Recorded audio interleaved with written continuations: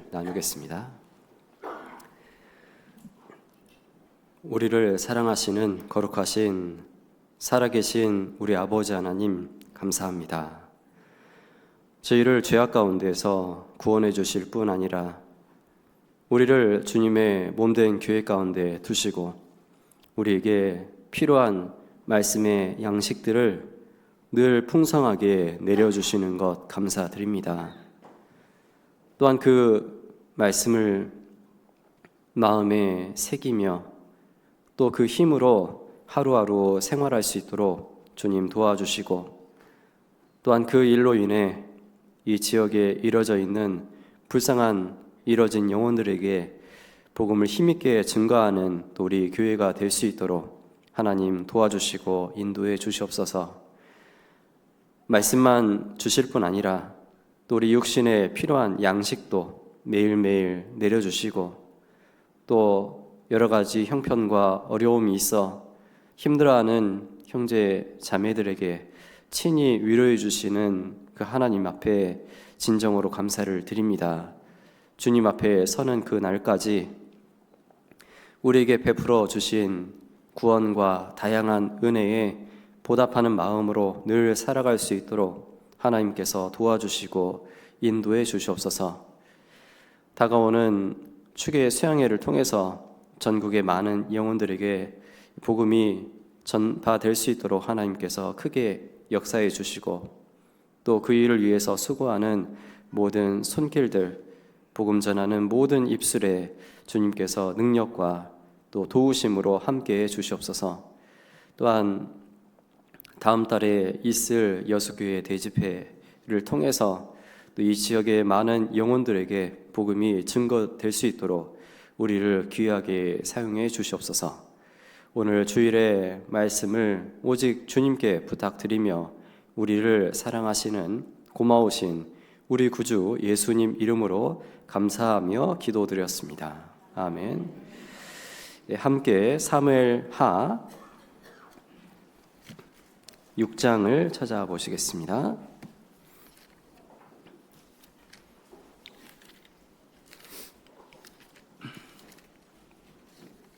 사무엘하 6장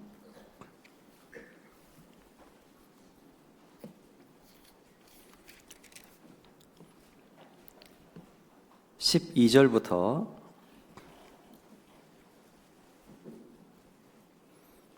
12절부터 제가 읽어드리겠습니다. 혹이 다윗 왕에게 구하여 가로되 여호와께서 하나님의 궤를 인하여 오벳에돔의 집과 그 모든 소유에 복을 주셨다 한지라. 다윗이 가서 하나님의 궤를 기쁨으로 메고 오벳에돔의 집에서 다윗 성으로 올라갈새 여호와의 궤를 맨 사람들이 6 걸음을 행하매 다윗이 소와 살찐 것으로 제사를 드리고 여호와 앞에서 힘을 다하여 춤을 추는데 때에 베에봇을 입었더라. 다윗과 온 이스라엘 족속이 즐거이 부르며 나팔을 불고 여호와의 궤를 메어 오니라. 여호와의 궤가 다윗 성으로 들어올 때에 사울의 딸 미갈이 창으로 내다보다가 다윗 왕이 여호와 앞에서 뛰놀며 춤추는 것을 보고 심중에 저를 업신여기니라. 여호와의 궤를 메고 들어가서 다윗이 위하여 친 장막 가운데 그 예비한 자리에 두매 다윗이 번제와 화목제를 여호와 앞에 드리니라. 다윗이 번제와 화목제를 드리기를 마치고 만군의 여호와의 이름으로 백성에게 축복하고 모든 백성 곧 온 이스라엘 무리에 물온 남녀하고 떡 1개와 고기 1 조각과 건포도 떡 1 덩이씩 나눠주매 모든 백성이 각각 각기 집으로 돌아가니라. 다윗이 자기의 가족에게 축복하러 돌아오매 사울의 딸 미갈이 나와서 다윗을 맞으며 가로되 이스라엘 왕이 오늘날 어떻게 영화로우신지 방탕한 자가 염치 없이 자기 몸을 드러내는 것처럼 오늘날 그 신복의 계집종의 눈앞에서 몸을 드러내셨도다. 다윗이 미갈에게 이르되 이는 여호와 앞에서 한 것이니라. 저가 내 아비와 그 온 집을 버리시고 나를 택하사 나로 여호와의 백성 이스라엘의 주권자를 삼으셨으니 내가 여호와 앞에서 뛰놀리라. 내가 이보다 더 낮아져서 스스로 천하게 보일지라도 네가 말한 바 계집종에게는 내가 높임을 받으리라 한지라. 그러므로 사울의 딸 미갈이 죽는 날까지 자식이 없으니라. 됐습니다. 사무엘하 6장에 대해서 오늘 좀 생각을 해볼 텐데, 이 사무엘하 6장의 내용의 줄거리와 배경을 간단하게 좀 설명을 드리자면, 이 모든 내용들은 이제 다윗 왕이 이 바알레 유다 이 기럇 여아림에서 언약궤를 이제 다윗성으로 가져오는 그 내용들입니다. 바알레 유다는 예루살렘 서쪽 약 13km 정도 떨어진 그 도시입니다. 그곳에서 이제 옮겨오는 그 과정 속에서 벌어진 그 사건들이 여기에 기록이 되어 있습니다. 다윗 왕이 언약궤를 이제 예루살렘으로 가져오는 이유는 분명하게 이야기하고 있는데, 바로 하나님께 묻기 위해서 그 언약궤를 가져온다라고 말씀을 하고 있습니다. 그런데 이때 당시에 이 언약궤가 어디에 있었냐면 6장 3절을 보시면 6장 3절 저희가 하나님의 궤를 새 수레에 싣고, 같이 읽어보겠습니다. 산에 있는 아비나답의 집에서 나오는데 아비나답의 아들 우사와 아요가 그 새 수레를 모니라. 여기에 지금 언약궤가 아비나답의 집에 있었다, 이렇게 이야기를 하고 있습니다. 그래서 이제 아비나답의 그 집에서 언약궤를 옮기는 가운데 큰 잘못과 그 실수가 있었죠. 무엇이었습니까? 우사와 아요가 이제 그것을 옮기는 이제 일을 주도했는데, 그런데 나곤의 그 타작마당에 들어왔을 때 소가 뛰었고, 그리고 우사가 이제 떨어지려고 하는 그 언약궤를 붙잡았잖아요. 그래서 어떻게 되었습니까? 우사가 죽게 되었습니다. 언약궤는 수레에 실으면 안 되죠. 언약궤는 메어야 된다라고 성경은 말씀을 하고 있습니다. 여기 성경 표시해 보시고 민수기 4장을 보겠습니다.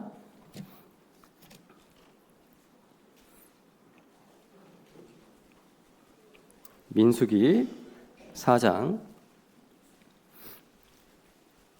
15절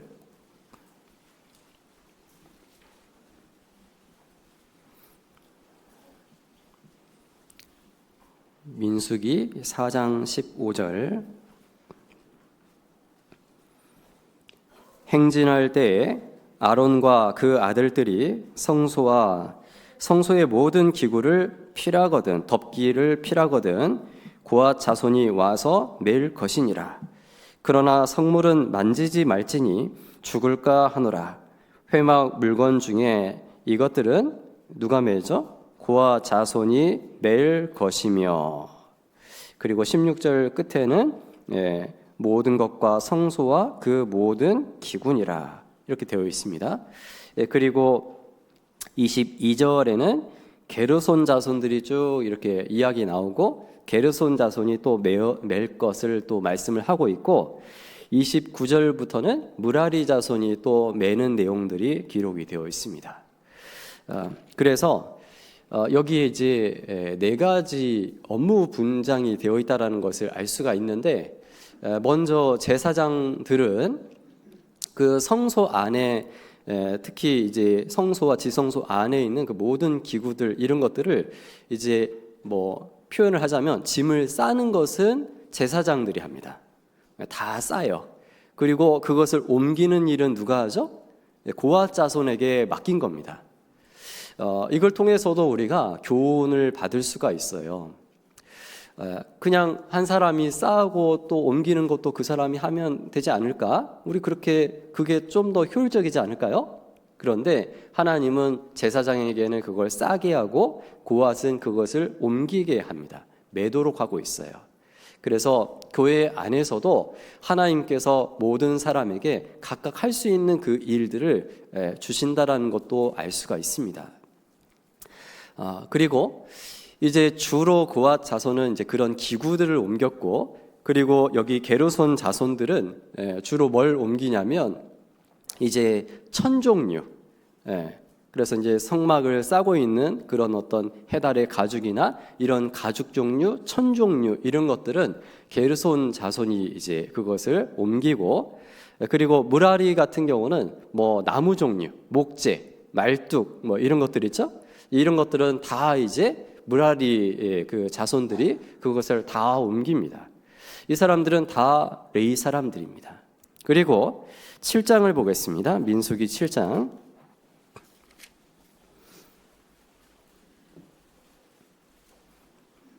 7장 2절. 이스라엘 족장들 곧 그들의 종족의 두령들이요 그 지파의 족장으로서 그 계수함을 입은 자의 감독된 자들이 예물을 드렸으니 그들의 여호와께 드린 예물은 덮개 있는 수레 6과 소 12이니 족장 둘의 수레가 하나씩이요 하나의 소가 하나씩이라. 그것들을 장막 앞에 드린지라. 그러니까 족장 둘에 수레가 하나씩이다. 그러니까 이제 몇 개겠어요? 수레가 12개죠. 그리고 족장 하나에 소 하나씩이니까 12마리입니다. 이것을 6절에 모세가 수레와 소를 받아 누구에게 주죠? 레위인에게 주었다. 7절에는 게르손 자손들에게는 그 직임대로 수레 몇 개요? 2, 그리고 소 4을 주었다. 그러니까 수레는 누가 몰아요? 소가 몰죠? 그런데 이제 한 수레마다 소가 2마리씩 몰고 있구나 알 수가 있겠죠.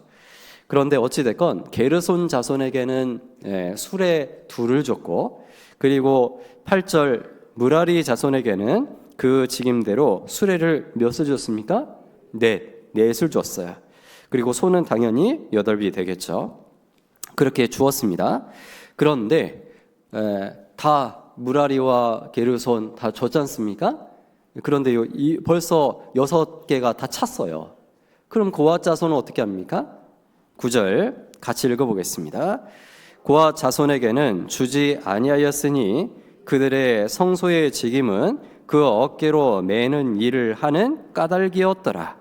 그러니까 성소 안에 있는 모든 기구들 이런 것들은 수레에 실으면 안 되고 이것들은 다 어떻게 해야 됩니까? 손으로 다 메워야 됩니다. 하나님께서 그냥 무조건 그냥 하라 이렇게 말씀하고 있지 않아요. 가만 보면은 수레를 준 그 사람들 어떤 경우는 2개, 어떤 경우는 4개를 줬습니다.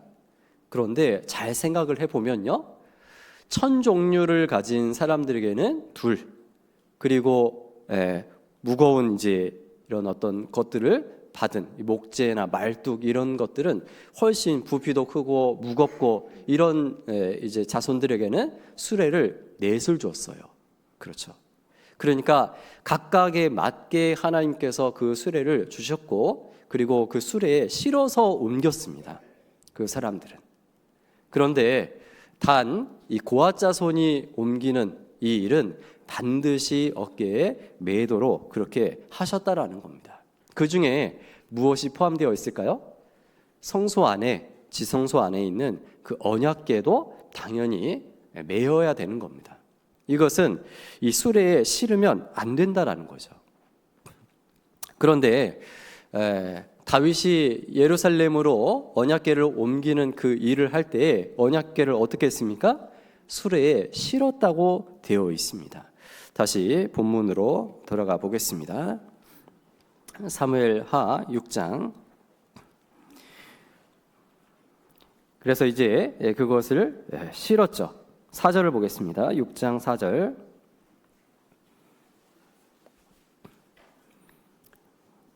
저희가 산에 있는 아비나답의 집에서 하나님의 궤를 싣고 나올 때 아이오는 궤 앞에서 행하고, 그래서 이 아비나답의 집이 어디 있다고 계속 이야기하고 있냐면 산에 있다라고 그렇게 말을 하고 있습니다. 어찌됐건 이제 그것을 싣고 내려오는데 기돈의 낙원의 타작마당에 들었을 때 소들이 뛰었고, 그래서 이제 넘어지는 그 언약궤를 우사가 붙들었고 즉시 우사는 죽었습니다. 우사가 딱 죽자 다윗 왕은 이 예루살렘으로 언약궤를 옮기는 것을 두려워하는 그런 마음이 생겼고요. 이제 그 언약궤를 오베데돔 집에 이제 보냅니다. 오베데돔의 집에 보내어진 이 언약궤가 있음으로 말미암아 하나님께서 그 집에 복을 주셨고 또 그 복을 받았다라는 그런 소식을 전해 듣게 되고, 이제 다시 한번 다윗은 그 언약궤를 다윗 성으로 옮기게 되죠. 그리고 그 일을 맡긴 사람들은 이 레위 자손들이었습니다. 역대상 15장 보겠습니다. 여기 책갈피 해주시고, 역대상 15장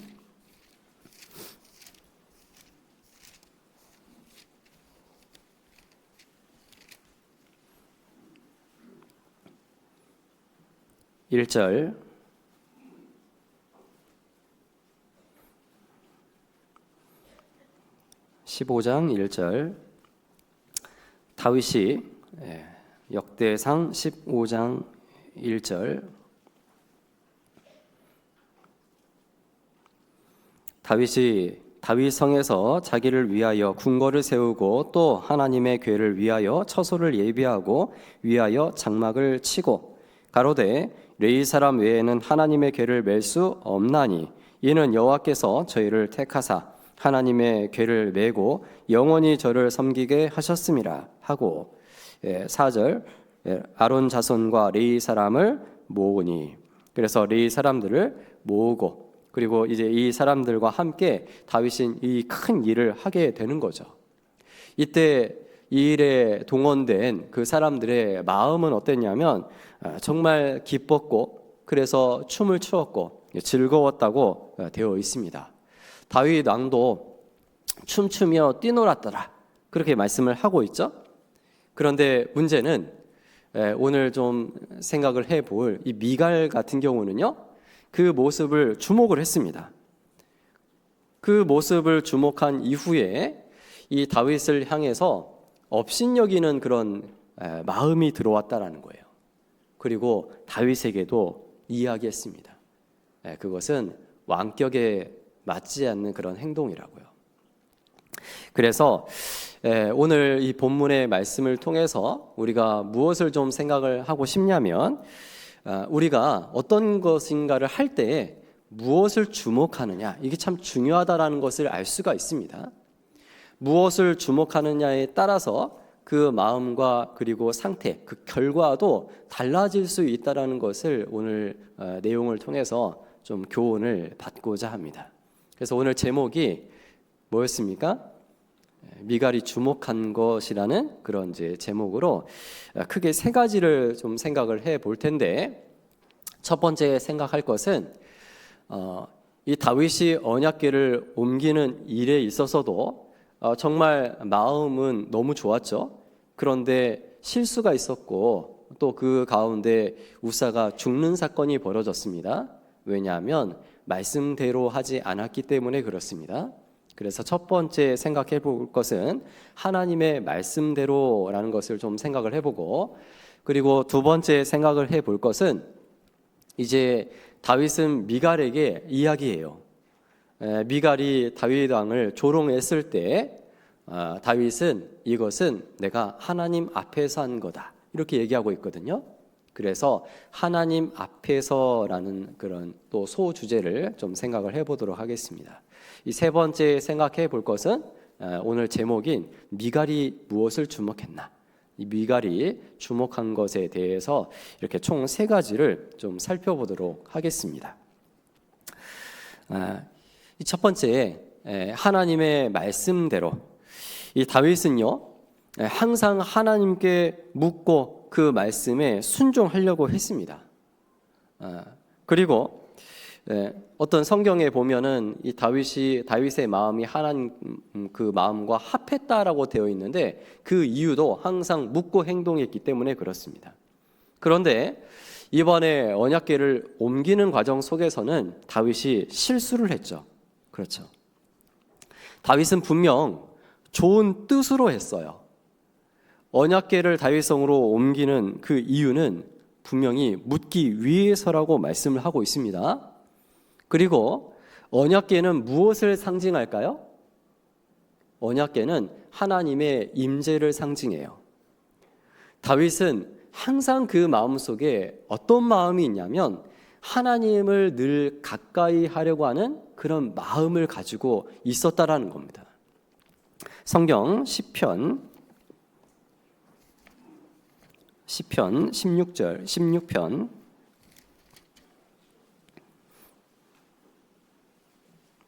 시편 16편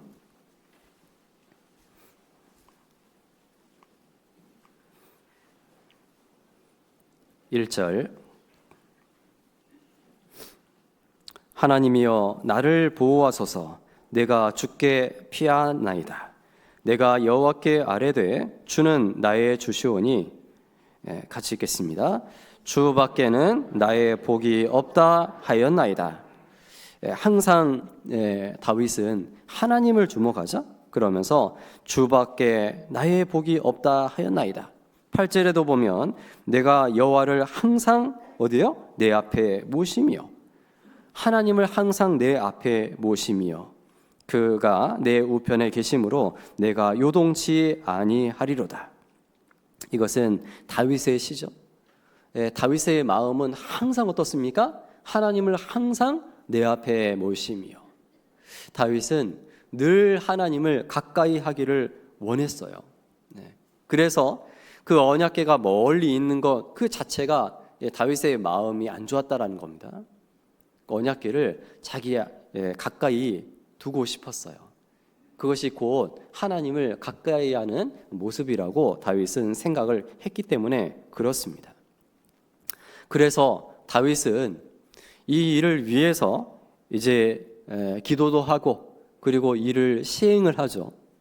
다시 본문 보시면 사무엘하 6장 1절입니다.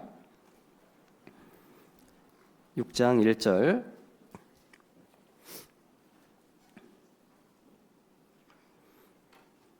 다윗이 이스라엘에서 뺀 무리 몇 명이죠? 3만을 다시 모으고 자 3만 명을 왜 모았을까요? 언약궤 옮기기 위해서 3만 명을 소집했다라는 겁니다. 이것은 무엇을 얘기하는 걸까요? 이 다윗이 언약궤 옮기는 이 일이 정말 그 마음에 얼마나 요즘 말로 진심인지를 알 수가 있다라는 거예요. 어떤 그런 형식도 아니고 정말 마음에 진심이 있다라는 겁니다. 안 그러면 이렇게 많은 사람들을 동원하겠습니까? 아니죠. 정말 다윗은 마음에 원함이 있었어요. 그런데 옮기는 과정 속에서 우사가 죽는 일이 벌어졌습니다. 우리가 가끔요, 사고는 언제 일어날까요?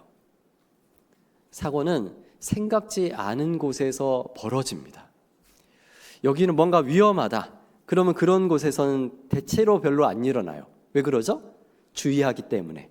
그런데 여기는 좀 별 문제 없겠다라고 생각할, 이제는 괜찮겠다라고 생각할 그때에 항상 사고는 터집니다.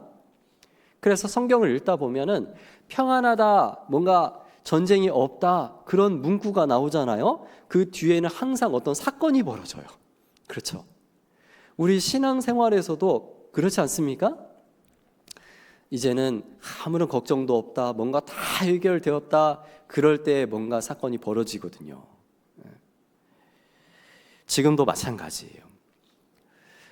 이 언약궤가 원래 어디 있었습니까? 아비나답의 집에 있었어요. 그런데 아비나답의 집이 어디라고 계속 얘기하냐면 산에 있는 계속 앞에 수식어를 붙여놓고 있거든요. 뭐 높은 산 그런 것은 아닐 겁니다. 왜냐하면 수레를 옮길 정도의 산이니까. 그렇죠? 그런데 어찌됐건 수레를 통해서 옮길 정도의 산이라 할지라도 산은 어때요? 비탈이라는 거죠?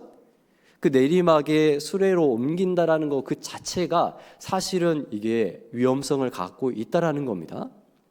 사람들은 상당히 긴장했겠죠. 그렇죠?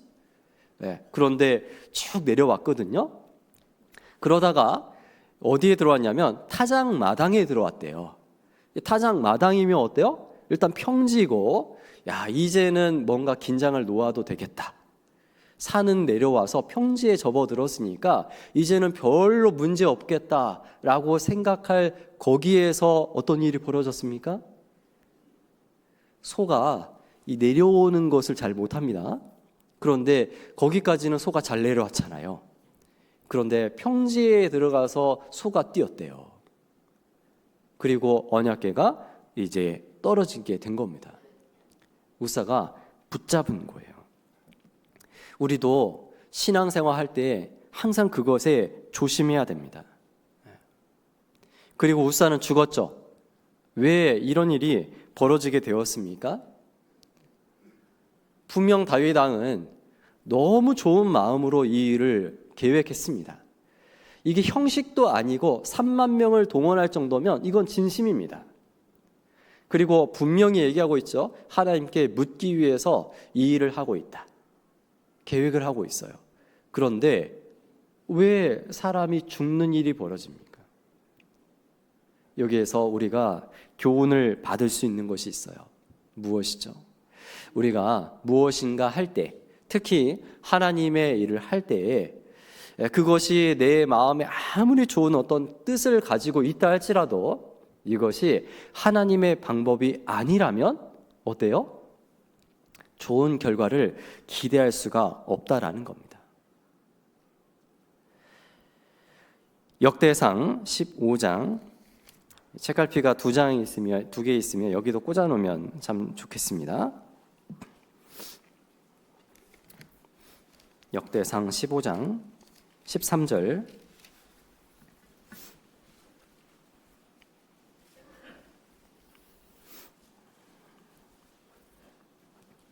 15장 13절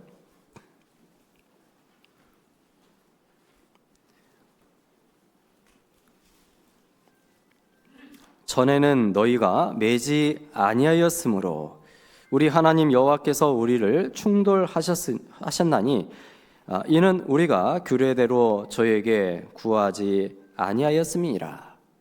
다윗은 전날에 그 일을 회고하면서 이야기하죠. 그때 우리가 실수하고 우사가 죽었던 이유는 하나님의 규례대로 그것을 매지 않고 수레에 실었기 때문이다.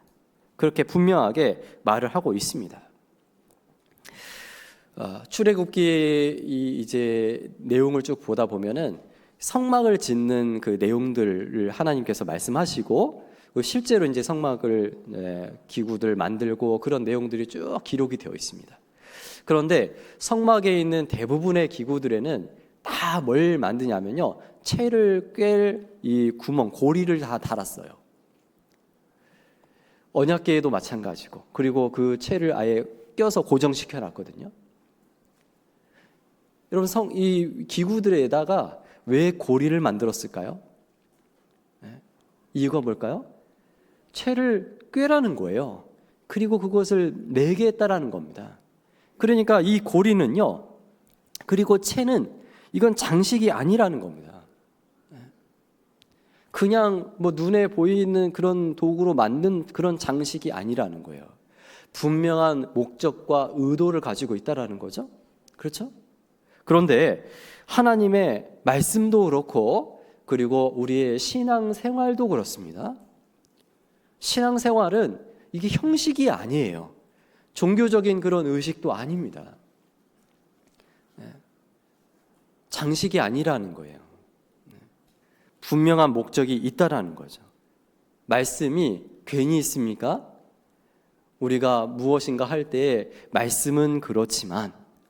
그렇게 이야기하는 분은 제가 한 번도 들어본 적이 없어요. 그런데 그분의 행동을 보면 마음에 그렇게 이야기하고 있는 것이 느껴집니다. 그렇죠?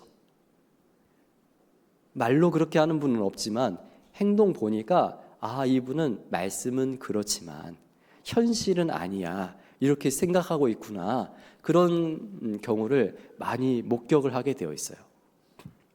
자, 그런 경우는 말씀은 어떤 거죠? 말씀은 마치 그 기구들에 달려있는 고리와 같아요. 채와 같아요. 그냥 형식이고 장식이라고 생각하는 그런 경우가 있다라는 겁니다. 혹시 우리들 마음속에도 그런 마음이 있지 않습니까? 말씀은 그렇지만 그것은 마치 고리와 채를 장식으로 만드는 것과 똑같다라는 겁니다.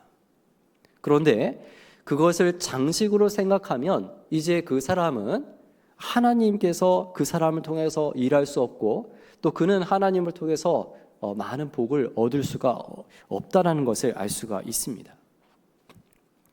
결국에 우리가 어떤 일을 하든지 하나님의 말씀의 방법대로 그렇게 해야 이것이 이루어진다라는 것을 알 수가 있죠. 신앙생활 하는 가운데요, 우리가 나름대로 최선을 다하고 그리고 애쓰고 기도도 많이 했는데 그런데 정작 하나님께서 침묵하시는 그런 때가 있습니다. 왜 그럴까요? 아마 크게 두 가지 이유가 있을 겁니다. 한 가지는 하나님께서 연단하기 위해서. 욥의 사례가 그렇죠? 일시적으로 하나님께서 욥에게는 침묵하셨습니다. 그런데 이유가 뭐예요? 욥을 연단하기 위해서 그렇게 하나님이 하신 겁니다. 그리고 두 번째 이유가 뭘까요? 아마 하나님의 방법이 아니기 때문에 그럴 겁니다. 야고보서에 구하는데 얻지 못함은 왜 그럴까요? 정욕으로 쓰려고 잘못 구함이라. 그 말은 무슨 말이죠? 하나님의 말씀과 맞지 않았다라는 겁니다. 그것은 하나님께 구해도 시간이 오래돼도 하나님이 그것을 들어주지 않으세요. 신앙생활 하는 가운데 아무리 최선을 다하고 기도하고 정말 내가 시간을 많이 쓴다고 할지라도 이것이 하나님의 말씀에 맞지 않는다면 하나님이 그것을 이루지 않습니다. 우리는 잘했다고 하지만 하나님의 방법과 그리고 뜻이 아니라면요, 분명히 좋은 결과를 얻을 수 없을 겁니다.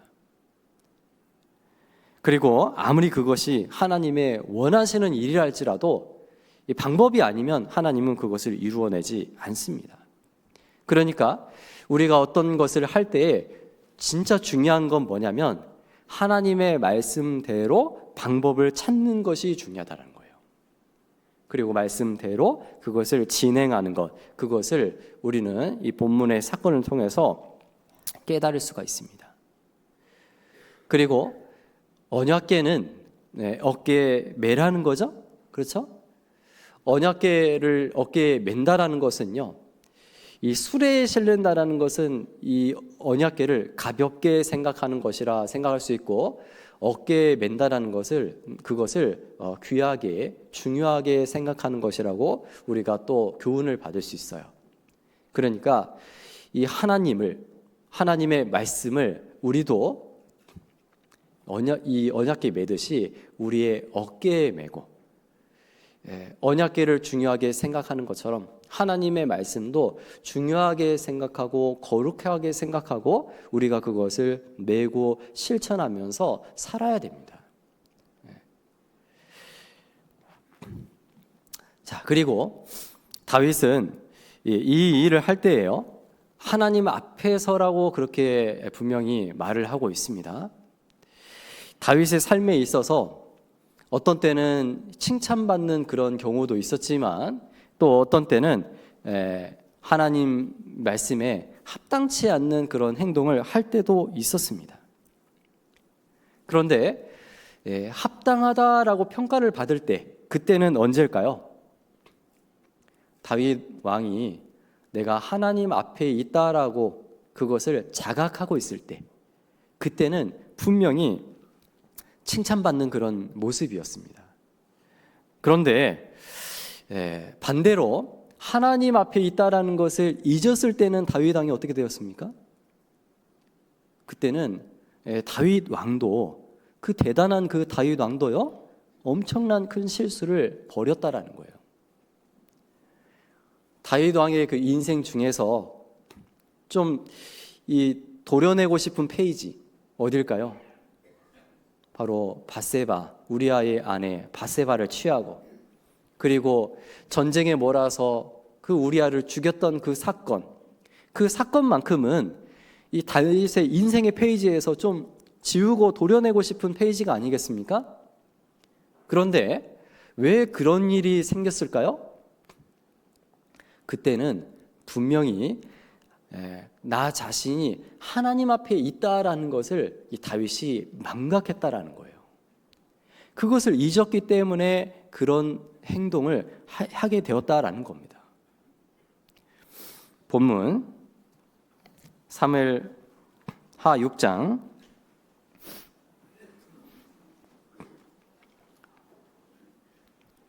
16절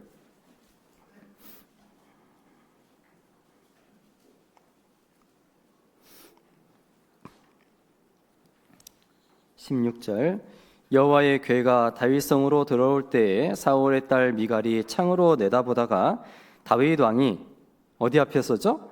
여호와 앞에서 뛰놀며 춤추는 것을 보고 심중에 저를 업신여기니라. 21절도 보시면 다윗이 미갈에게 이르되, 같이 읽겠습니다. 이는 여호와 앞에서 한 것이니라 됐습니다. 다윗은 미갈에게 내가 지금 춤추고 기뻐하고 뛰놀았던 것은 누구 앞에서라고요? 여호와 앞에서라고 그렇게 분명히 말을 하고 있어요. 그런데 이 본문에 이제 16절과 21절에 읽었는데요. 이 16절에서 미갈을 어떻게 소개하고 있는 줄 아세요? 미갈이 신분이 무엇이죠? 미갈은 다윗의 아내예요. 그렇죠? 그러면 여기에다가 여호와의 궤가 다윗성으로 들어올 때 이 다윗의 아내 미갈이 창으로 내다보다가 이렇게 하면 되지 않습니까? 그리고 20절에도 다윗이 자기의 가족에게 축복하러 돌아오매 다윗의 아내 미갈이 나와서 이렇게 이야기하면 되잖아요. 그렇죠? 그런데 계속 어떻게 소개하고 있습니까? 사울의 딸 미갈이라고 계속 얘기하고 있어요. 그러니까 이 본문 안에 미갈을 다윗의 아내로 이야기하지 않고 계속 사울의 딸로 소개합니다. 왜 그랬을까요? 지금 이 순간에 이 미갈의 그 모습이요, 누굴 닮아 있을까요? 자기 아버지 사울의 모습을 닮았기 때문에 그렇습니다. 다윗은 내가 지금 이렇게 뛰놀고 춤추고 기뻐했던 것은 누구 앞이라고요? 하나님 앞이다. 다윗은 누굴 주목했습니까? 하나님을 주목하고 있습니다. 그런데 미갈은 자기 아버지 사울의 모습처럼 지금 무엇이 중요하죠? 이 사람들이 중요했다라는 거예요. 사울이 어떤 사람이에요? 다윗은 실제로 하나님을 주목하는 사람이었지만 사울은 사람을 주목했던 사람입니다. 그렇죠? 자기가 번제를 드렸을 때에도 사무엘 선지자가 그것을 지적했을 때 이제 사무엘에게 구한 게 무엇입니까? 백성 앞에 같이 나가달라고. 그렇죠? 그러니까 백성들, 사람들을 계속 의식합니다. 블레셋과 전쟁하고 돌아올 때 여인들이 이야기하죠. 사울이 죽인 자는 천천, 그리고 다윗이 죽인 자는 만만. 그때 사울이 어땠어요? 마음이 불쾌했어요. 이 사건 보면 하나님께서 도와서 블레셋을 이기도록 하셨다. 승리하게 해주신 것은 하나님의 은혜다. 하나님께 집중하고 해야 되는데, 그런데 사울왕은 무엇에 주목했어요? 저 여인들이 하는 이야기에 주목했어요. 그리고 그때부터 누굴 주목한지 아십니까? 다윗을 주목했어요. 사울은 끝까지 계속 누굴 주목하냐면 사람들을 주목합니다. 다윗을 주목하고 있습니다. 그런데 여기에서의 이 미갈의 모습이 마치 그와 같았다라는 거예요. 다윗은 여호와 앞에서 하나님을 주목하는 그런 사람이었어요. 시편 27편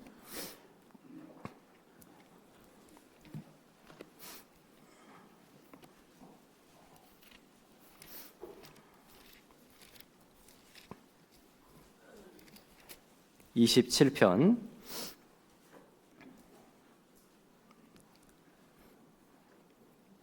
1절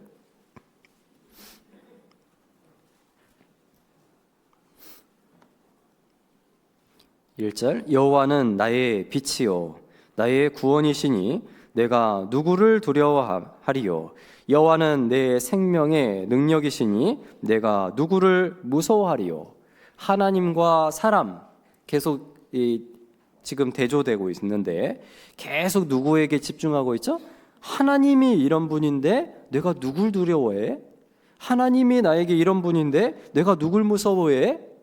하나님께 집중하니까 사실 이 객관적인 환경을 따지자면 다윗에게 여러 가지 어려움들이 있잖아요. 그렇죠? 뭔가 자기의 생명을 위협하는 그런 사건들이 많이 있었지 않습니까? 그런데 그런 상황에서도 그는 마음을 단단하게 할 수가 있었던 이유가 무엇이냐면 그때마다 하나님께 딱 주목했다라는 거예요. 4절 내가 여호와께 청하였던 한 가지 일 곧 그것을 구하리니 곧 나로 내 생전에 여호와의 집에 거하여 여호와의 아름다움을 어떻게 해요? 앙망하며 그 전에서 사모하게 하실 것이라. 다윗이 구하는 것 항상 하나님의 아름다움을 앙망하고 있어요. 하나님을 딱 주목을 하고 있죠. 8절 너희는 내 얼굴을 찾으라 하실 때에 내 마음이 주께 말하되 여호와여 내가 주의 얼굴을 찾으리이다 하였나이다. 하나님의 얼굴을 딱 찾고 있고 14절 같이 읽겠습니다. 너는 여호와를 바랄지어다 강하고 담대하며 여호와를 바랄지어다. 다윗의 삶은 어떻습니까? 네, 항상 하나님 앞에서 그리고 하나님을 주목하고 하나님을 내 인생에 끌어들이고 하나님을 내 인생의 지도자와 인도자로 하나님을 늘 앞에 모시고 있어요. 그렇죠? 하나님 앞에서. 그런데 우리는 어때요? 우리는 자주 이 사람을 더 인식하고 살 때가 많이 있지 않습니까? 다윗의 삶에 있어서는 하나님 앞에서의 삶이 훨씬 더 중요하다라고 이야기하고 있는 거예요. 그런데 우리는 때로는 하나님 앞보다는 이 사람 앞에서 사울의 특징처럼 미갈의 특징처럼 이 사람 앞에서의 이 삶의 모습이 마치 중요하다라고 생각하는 것처럼 내가 그렇게 행동하고 할 때가 있지 않습니까? 우리는 사람들이 있을 때는 조심하죠. 그런데 사람 없을 때, 혼자 있을 때는 이 죄의 유혹에 쉽게 넘어지는 그런 경향이 많이 있습니다. 왜 그럴까요? 이유가 무엇일까요? 어떤 순간에도 여호와 앞에서 내가 있다라는 것을 자꾸만 잊어버리기 때문에 그렇습니다. 어떤 형제 자매님의 어떤 나를 평가하는 그런 이야기에는 주목합니다. 사울이 여인들의 평가에 주목했던 것처럼 우리는 사람의 평가에 주목하는 경향이 있어요. 그런데 그것이 내 신앙에 도움이 되지 않고 오히려 방해가 됩니다. 어떤 분들은 이제 요즘 카톡방을 굉장히 많이 사용하고 있잖아요.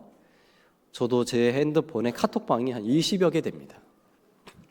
확인하기가 어려워요. 그런데 그래서 이제 저는 정보 정도를 이렇게 보는 정도로 활용을 하는데, 그런데 어떤 분은 내가 쓴 글에 하트가 몇 개 달렸는지, 그 글에 이제 뭐 댓글이 달리는지, 그게 더 중요한 분들이 있어요. 어떤 글을 써놓고 집중하는 게 뭐냐면, 어떤 사람이 내 글에 댓글을 달지, 뭐라고 댓글을 달지, 그게 더 중요한 분들이 있어요. 그렇죠? 그러다 보면은 내 신앙에 조금도 도움이 안 되는 경우가 많이 있습니다. 네. 그렇죠. 네. 왜 우리가 카톡방에 기도 부탁하고 내 사정과 형편에 대해서, 어떤 일에 대해서 그것을 이야기합니까? 이유는 무엇이죠? 나를 좀 알아주세요가 아니라 이것을 통해서 하나님께 함께 간구해 주세요. 그거지 않습니까? 네. 그런데 진짜 중요한 것은 잊어버리고 다른 데 이제 내가 주목을 하고 있는 거예요. 다른 것을 생각하고 있는 거죠. 사람을 너무 의식하는 그런 경향이 있다라는 겁니다. 사람을 의식하지 않을 수는 없겠지만, 그런데 너무 그것에만 의식하다 보면 정작 중요한 하나님 앞에 내가 있다라는 것은 우리가 가끔 잊어버릴 때가 있어요. 그렇죠? 어떤 형제님을 길에서 우연히 만났어요. 그런데 주머니에 손을 넣고 인사를 하더라고요. 그래서 저거는 마음에 저거는 아니지 않나? 그런 생각을 했습니다. 물론 구원받은 지 얼마 안 된 분이었어요. 한 두세 달 정도 되신 분을 길에서 만났거든요. 그런데 갑자기요, 뜨거 그러는 거예요. 왜 그래요? 담배를 피고 있었나 봐요. 먼저 저를 발견하고 그걸 주머니에 감춘 거예요. 해필 그냥 밖에 던지면 될 텐데 오히려 당황하니까 이상한 행동을 한 거죠.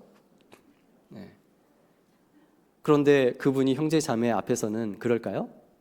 아니죠. 없으니까 한 겁니다. 우리는 다윗의 모습을 본받아야 돼요. 사울의 모습이 아니라. 결국에 사울은 이루어졌지 않습니까? 하나님 앞에 쓰임에 그 사울은 버려졌어요. 다윗은 하나님 앞에 쓰임을 받았던 가장 큰 이유가 무엇이냐면, 나는 하나님 앞에 있다. 나는 하나님 앞에서 행한다. 이게 가장 중요한 이유라는 겁니다. 다윗이 능력이 뛰어내서, 학식이 뛰어내서 그런 게 아니라는 겁니다. 그렇죠? 너희를 부르심을 보라. 문벌 좋은 자가 어떻다고요? 많지 아니하며. 하나님 그런 사람들을 하나님께서 쓰는 게 아니고요, 하나님 앞에 마음을 드리기를 원하는 사람, 하나님은 그 사람을 귀하게 쓰고 있습니다. 그래서 우리는 어떤 순간에도 내가 하나님 앞에 있다라는 것을 잊지 않는 것이 우리의 신앙에 가장 큰 도움이 되고, 그리고 그것이 우리에게 가장 큰 힘이 되고 위로가 되죠. 그렇죠? 때로는 우리가 신앙생활 하는 가운데요, 어렵고 힘들 때도 있잖아요. 그렇죠? 그리고 그럴 때는 어떤 마음이에요? 누가 좀 이런 것들을 알아줬으면 하는 그런 마음이 우리에게 있지 않습니까? 그런데 하나님은 그럴 때 뭐라고 말씀하시죠? 너희를 위로하는 자는 누구예요? 나연을.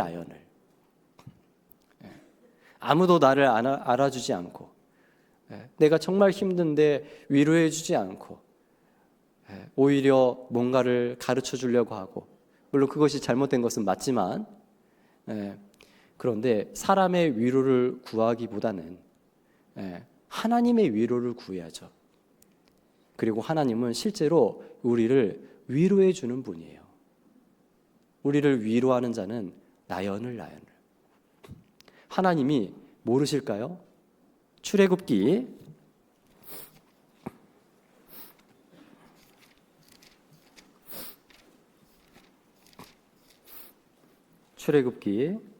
1장 보겠습니다.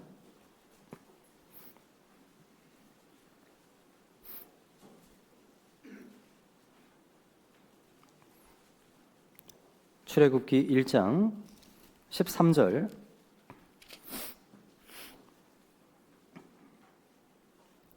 애굽에서 종살이하던 이스라엘에 대해서 이제 이야기하는 거죠. 13절. 이스라엘 자손의 역사를 엄하게 하여 고역으로 그들의 생활을 괴롭게 하니 곧 흙 이기기와 벽돌 굽기와 농사의 여러 가지 일이라. 그 시키는 역사가 다 엄하였더라. 예. 너무 힘들었어요. 그렇죠? 그래서 2장 23절. 여러 해 후에 애굽 왕은 죽었고 이스라엘 자손은 고역으로 인하여 탄식하며 부르짖으니 그 고역으로 인하여 부르짖는 소리가 하나님께 상달한지라. 예. 이스라엘은 너무 고통스럽고 힘드니까 탄식하고 부르짖었습니다. 이스라엘이 한 것은 거기까지예요. 그렇죠? 그런데 출애굽기의 이 내용은, 이 출애굽기 기자 이 모세는요, 어디까지 기록하고 있냐면 그 부르짖는 소리가 하나님께 상달한지라. 그런데 상달했는지 안 했는지는 이스라엘은 알까요, 모를까요? 몰라요. 근데 그걸 알았다면 어떠했을까요? 그러면 힘이 됐겠죠. 그렇죠? 그런데 모르니까 지금 너무 괴롭고 힘든 거예요. 그런데 내가 모르는 상황에서도 하나님은 어떠시냐면 우리를 주목하고 있어요. 3장 7절입니다. 3장 7절. 여호와께서 가라사대 내가 애굽에 있는 내 백성의 고통을 정령이 뭐라고요? 보고 그들이 그 간역잔으로 인하여 부르짖음을 뭐라고 되어 있습니까? 듣고 그 우고를 뭐라고요? 알고. 이스라엘 백성들이 지금 고통 중에 신음하고 있을 때, 괴로워하고 탄식하고 있을 때, 이것을 아무도 알지 못한다. 이것을 도대체 어떤 방법으로 해결할 수 있을까? 뭔가 길이 막막하고 모든 사방이 다 막혀 있는 것 같은데, 그런데 이런 상황 가운데 너무 자세하게 이 모든 상황을 다 꿰뚫어 보시는 분이 누굽니까? 하나님이에요. 그렇죠? 그래서 하나님께서 보았다. 그리고 들었다. 그래서 알고 있다. 9절 끝에도 그들을 괴롭게 하는 학대도 내가 보았으니. 보았다. 우리가 힘들고 어려울 때, 아무도 나를 알아주지 않는다 생각할 때, 그리고 이것을 어떻게 해결해야 될지 정말 앞이 캄캄할 때, 우리는 그것 때문에 너무 괴로울 때가 있지 않습니까? 그런데 그럴 때에도 하나님은 어때요? 우리의 모든 상황을 보고 있고 듣고 있고 알고 계십니다. 우리가 하나님 앞에 있다라는 것을 잊으면 안 됩니다. 그것이 믿음이거든요. 하박국 성경을 읽어보면은 1장에 하박국이요, 하나님께 질문을 합니다. 2가지 질문을 해요. 첫 번째 질문은 뭐냐면, 하나님, 왜 이 인생이 이렇게 불의한 것 투성입니까? 그리고 2번째 질문은요, 하나님 왜 악한 자를 쓰십니까? 이렇게 얘기하거든요. 그 마음의 심정이 좀 느껴지십니까? 그런데 하나님께서 2장 4절에 가서 결론적으로 딱 대답을 하는데 뭐라고 이야기하냐면, 그러나 의인은 믿음으로 말미암아 살리라. 의인은 믿음으로 말미암아 산다라고 딱 얘기하세요. 우리는 하나님 앞에 있고 하나님은 나의 모든 상황과 형편을 다 아시고 하나님께서 나를 주목하실 뿐 아니라 나의 모든 길을 인도해 나가실 거다. 이게 뭐죠? 믿음입니다.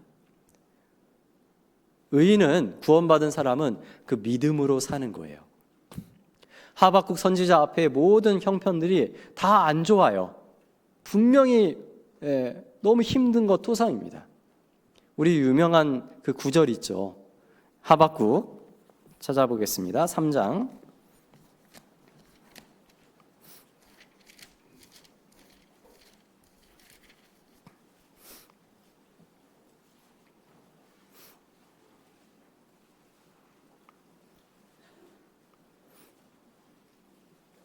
하박국 3장 16절.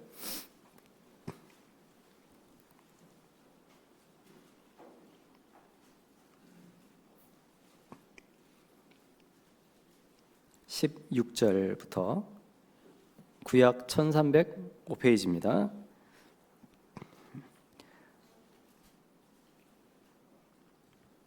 다른 성경 굉장히 빨리 찾으셨는데 하박국 성경 좀 늦으신 거 보니까 하박국 선지자가 좀 서운할 것 같아요. 1305페이지 16절, 3장 16절. 내가 들었으므로 내 창자가 흔들렸고 그 목소리를 인하여 내 입술이 떨렸도다. 무리가 우리를 치러 올라오는 환난 날을 내가 기다림으로 내 뼈에 썩이는 것이 들어왔으며 내 몸은 내 처소에서 떨리는도다. 지금 상황은 참 안 좋죠. 그렇죠? 그런데 17절. 비록 무화과 나무가 무성치 못하며 포도나무에 열매가 없으며 감람나무에 소출이 없으며 밭에 식물이 없으며 우리의 양이 없으며 외양간에 소가 없을지라도 나는 여호와를 인하여 즐거워하며 나의 구원의 하나님을 인하여 기뻐하리로다. 우리는 딱 이 구절만 생각하잖아요. 어떤 형편에 있든지 하나님, 구원의 하나님을 인해서 우리는 기뻐한다. 그래서 뭐 우리가 그냥 이렇게 생각을 할 수 있겠죠? 구원받은 거 하나만으로도 우리는 어떤 상황과 형편에서도 기뻐할 수 있다.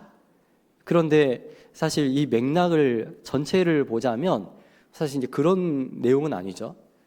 전체를 보면은요, 결국에 뭐냐면 하박국 마음에 지금 굉장히 힘들었고 답답했는데, 그런데 그 마음의 문제가 무엇으로 해결됐냐면 의인은 믿음으로 말미암아 살리라. 이게 마음에 딱 들어오게 된 거예요. 그러니까 하나님을 믿는 그 믿음이 모든 것을 해결한다라는 것을 딱 아니까요. 비록 어떤 것도 없고 그리고 앞으로 환란이 올 것 그런 거 아무리 들었는데 그래도 어때요? 문제가 안 돼요. 왜요?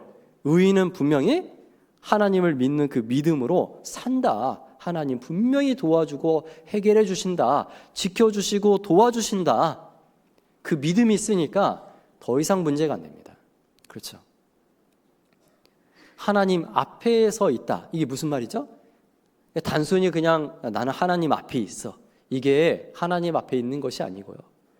내가 하나님을 믿는 그 믿음 안에서 사는 게 결국에 하나님 앞에 있는 거예요. 그럴 때 하나님은 실제로 내 삶의 인도자와 도움이 되십니다. 다시 본문을 보겠습니다. 사무엘하 6장 16절.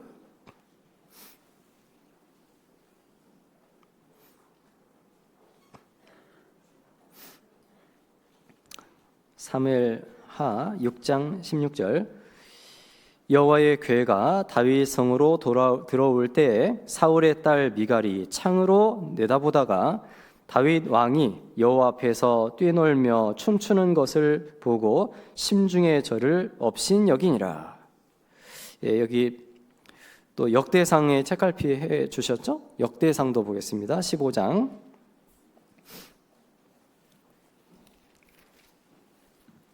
29절. 같은 내용인데 제가 일부러 찾는 것은 이 사무엘하 6장과 여기 역대상 이쪽의 내용이 같은 내용이기 때문에 나중에 뭐 읽을 때 같이 좀 읽잖아요. 그러면 내용이 훨씬 더 풍성해지고 이해력이 좋아집니다. 그래서 일부러 찾습니다. 29절. 여호와의 언약궤가 다윗성으로 들어올 때 사울의 딸 미갈이 창으로 내다보다가 다윗 왕의 춤추며 뛰노는 것을 보고 심중에 업신여겼더라. 예. 다윗 왕이 언약궤를 지금 다윗성으로 들어올 때 사울의 딸 미갈은요, 지금 현재 어떤 상태죠? 창으로 지금 내려다보고 있어요. 그리고 그 모습을 보고 심중에 업신여겼더라. 업신여겼습니다. 그리고 실제로 거기에서 끝나는 것이 아니라 왕을 조롱하죠. 다윗 왕을. 사무엘하 6장 다시 보겠습니다. 책갈피 있기 때문에 금방 넘어가죠. 20절. 다윗이 자기의 가족에게 축복하러 돌아오매 사울의 딸 미갈이 나와서 다윗을 맞으며 가로되 이스라엘의 왕이 오늘날 어떻게 영화로우신지 방탕한 자가 염치 없이 자기의 몸을 드러내는 것처럼 오늘날 그 신복의 계집종의 눈 앞에서 몸을 드러내셨도다. 여기 이제 미갈이 다윗 왕에게 이제 이야기하는데 이스라엘 왕이 오늘날 어떻게 영화로우신지 이것은요 다윗 왕을 높이는 그 말이 아니고 지금 어떤 말이에요? 지금 비꼬는 말이에요. 그죠? 조롱하고 비꼬는 그런 말로 다윗 왕에게 실제로 이야기하고 있어요. 마음에 업신여기니라. 이 업신여기다라는 그 뜻이 마음의 교만함으로 남을 낮추어 보거나 하찮게 여기다. 그 뜻을 가지고 있거든요. 그러니까 미갈이 다윗을 어떻게 생각하고 있어요? 낮추게 생각하고 하찮게 지금 생각하고 있어요. 그 행동을. 그런데 이유가 뭐라고요? 마음의 교만으로. 결국에 이 미갈의 마음에 교만이 있었기 때문에 그런 행동을 하게 된 겁니다. 어찌됐건 지금 미갈은 다윗을 판단하고 그리고 하찮게 여기고 업신여기고 있어요. 다윗은 춤추고 보세요. 마치 어떤 이 사진 작가가 사진을 딱 찍었습니다. 한 장면에 어떤 모습이 딱 있냐면 한쪽에서는 다윗 왕이 춤추는 그 모습이 딱 있어요. 그리고 그 한 장면 안에 한쪽에서는 저 건물 위에 창으로 이제 그 모습을 내려다보는 그 미갈의 모습을 딱 이렇게 찍혀 있는 겁니다. 한번 머릿속으로 생각을 해보세요. 그리고 미갈은 그 모습을 보면서 다윗의 그 하찮은 그 행동을 이렇게 지그시 바라보고 있습니다. 미갈과 그리고 딱 다윗. 그러면 미갈이 볼 때 다윗 왕의 그 모습은요, 어떻게 보면은 틀린 말은 아닌 것처럼 보여요. 그죠? 왕이 채통머리도 없게, 옷은 반쯤 풀어 헤치고, 그리고 막 춤추고 하는 그런 모습이 얼마나 우스꽝스럽고, 생각해 보세요. 내 남편이 우리 뭐 교제의 밤이나 뭔가 하는데 너무 망가지고 있어요. 다른 사람들은 다 즐거워하는데 어때요?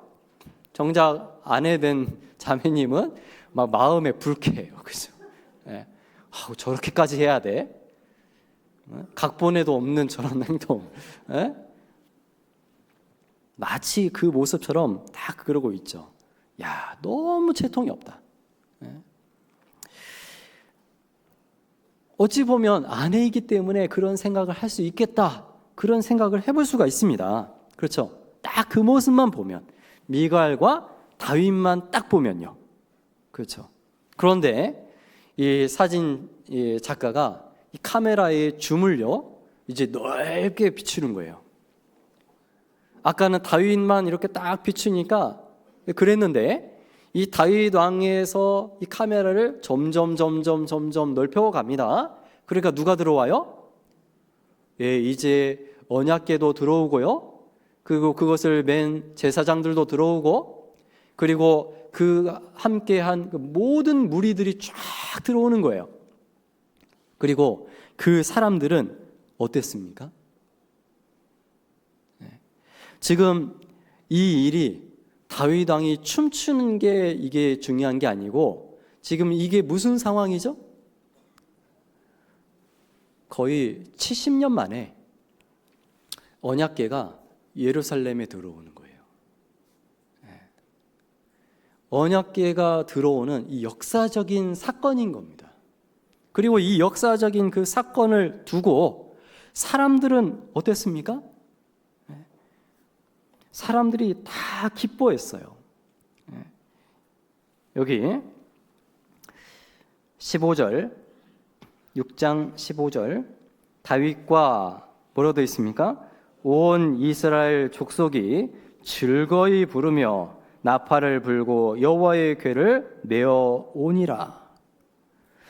레위 자손들, 역대상에는 좀 더 구체적으로 되어 있는데 역대상에서는요 25절에는 장로와 천부장이 즐거이 메고, 그리고 27절 이하에서는 모든 백성이 아멘하고 찬양하였더라. 모든 백성이.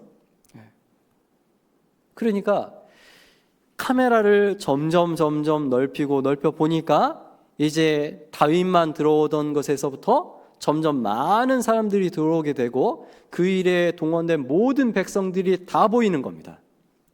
지금 어떤 상황이에요? 모든 사람이 다 기뻐하고 즐거워하고 하나님을 찬양하고 있습니다. 그렇죠? 그리고 굉장히 역사적인 순간입니다. 다윗은 목적이 뭐라고 했죠? 하나님께 묻기 위해서라고 말씀했어요. 역대상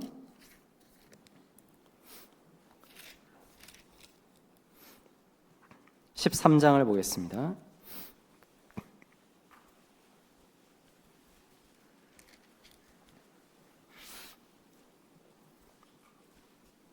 (13장) 3절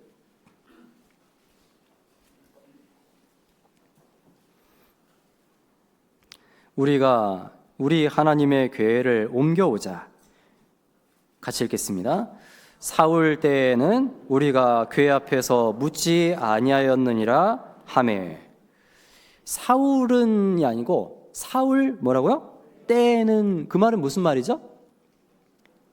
그러니까 그때 사울뿐 아니라 그때 당시의 백성들도 이게 뭐냐면 습관이 그랬다라는 거예요. 그러니까 그때는 우리가 하나님께 묻지 않는 신앙이었다라는 겁니다. 그런데 다윗 왕은 언약궤를 지금 이제 가져오는 그 일로 인해서 자기뿐 아니라 모든 이스라엘 백성들의 그 신앙의 방법을 이 송두리째 바꾸자는 거예요. 어떻게요? 묻는 쪽으로. 사울 때는 묻지 않았지만 이제 언약궤를 이렇게 성대하게 모든 백성 앞에서 이렇게 옮기는 그걸 통해서요, 이제 우리의 신앙 방식을 하나님께 묻는 방식으로 바꾸겠다라는 겁니다. 그런 의도를 가지고 있다라는 거예요. 그러니까 굉장히 역사적인 순간이고 굉장히 중요한 의미를 가지고 있는 일이라는 겁니다. 그래서 다윗은 그 가운데 춤추며 뛰놀고, 그리고 모든 백성들도 춤추며 뛰놀고 찬양하고 너무 즐거워하고 있죠? 그런데 딱 누구요? 한 사람. 누구? 미갈. 미갈 한 사람만 마음이 그렇지 않아요. 지금 너무 중요한 것을 하고 있는데 전혀 그런 마음이 없습니다. 정작 굉장히 중요한 것은 보지 못하고 딱 한 부분만 보는 그 모습. 그런데 그런 신앙이 있다라는 거예요. 딱 한 가지에 주목하면요, 어떻게 되냐면 결국에는 중요한 것은 사라져 버립니다. 우리가 뭐 그런 얘기 하지 않습니까? 성경 강연회를 한다든지, 어찌됐건 앞에 이 강사가 하나님 말씀을 이제 전하고 있어요. 그러면 이 시간 그리고 성경 강연회의 그 시간의 중요한 목적은 무엇이죠? 하나님의 말씀을 듣고 그것을 배워서 내 삶에 적용함으로 말미암아 하나님 앞에 보답하고 귀하게 쓰임받는 인생이 되어야 되겠다. 그게 목적이죠. 성경 강연회에 참석하는 이유는 하나님을 알고 구원받는 그 엄청난 역사가 일어나는 순간이죠. 그런데 어떤 사람이요, 강사를 주목하는 가운데 넥타이가 틀어져 있어요.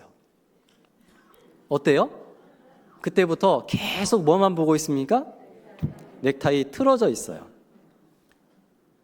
지금 넥타이가 중요합니까? 아니면 말씀이 중요합니까? 목적이 뭐예요? 지금 성경 강연에는 구원받는 일이 이 중요한 목적이잖아요. 그런데 정작 중요한 어떤 목적과 취지는 싹 사라지고 뭐만 남았어요? 넥타이만 남았어요. 제가 최근에도 성경 강연회 하는데 어떤 분이 저에게 질문을 하더라고요.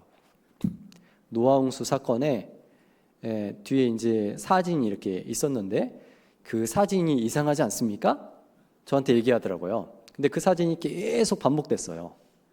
그런데 사진이 중요한 게 아니고 그 사진 안쪽 그 중앙에 계속 내용이 바뀌고 있었거든요. 말씀하고 뭐 어떤 중요한 포인트 이런 것을 계속 바꾸고 있었습니다. 그러니까 이게 중요했던 거예요. 그 뒤에는 그냥 배경일 뿐입니다. 그런데 그분은 어디에 꽂혔어요? 그 배경에 딱 꽂히니까 내용이 그냥 송두리째 다 날아가 버렸어요. 왜 그러죠? 주목하지 않아야 될 것에 주목했기 때문에 그래요. 미가는 쓸데없는 데 주목했어요. 그렇죠? 정말 중요한 것은 그 덕분에 다 놓쳐버린 겁니다. 우리가 신앙생활할 때 그런 경우 많이 있지 않으세요? 우리 형제 자매의 티끌과 허물 이런 것이 가끔 보일 때가 있지 않습니까? 그리고 그것이 마음에 좀 문제가 될 때 있지 않습니까? 그것을 정말 교정해주고 싶은 그런 마음이 막 있을 때 있지 않습니까? 그런데 그게 중요할까요? 하나님께서 우리에게 이 교회 안에 구원받은 사람들에게 주신 계명은 가장 중요한 계명이 무엇일까요? 너희는 서로 사랑하라. 사랑하라는 계명이 전체인 거예요. 그런데 그 안에 작은 것 하나가 내 어떤 생각을 막고 있는 겁니다. 그걸로 인해서 불평하고 판단하고 원망하고 있어요. 그럼 그 사람은 정작 중요한 것은 계속 놓치고 사는 거예요. 그렇죠? 우리도 사람을 주목하는 그런 경우가 많이 있어요. 그리고 그의 어떤 행동을 보고 생각에 잠기고 불평한다든지 뭔가 이 판단으로 이어질 때가 있습니다. 그런데 그것보다 중요한 것이 무엇인지 이 전체를 보는 것이 필요합니다. 그게 훨씬 중요하다라는 거예요. 그렇게 되잖아요. 그러면 사소한 것은 문제가 되지 않아요. 그야말로 사소한 것들이에요. 그렇죠. 그런데 그 사소한 것에 주목하면 어떻게 되죠? 그게 전체가 됩니다. 미갈은 다윗의 춤추는 것이 전체가 되었기 때문에 그 주위의 중요한 것들은 다 놓친 인생이에요. 우리에게 그것을 교훈하고 있는 겁니다. 우리가 교회 안에서 가장 중요한 게 무엇일까요? 에베소서 3장 보겠습니다.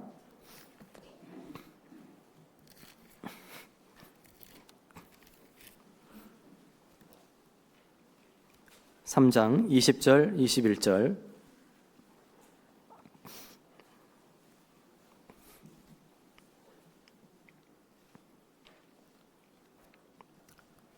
(3장 20절) 21절 같이 읽어보겠습니다.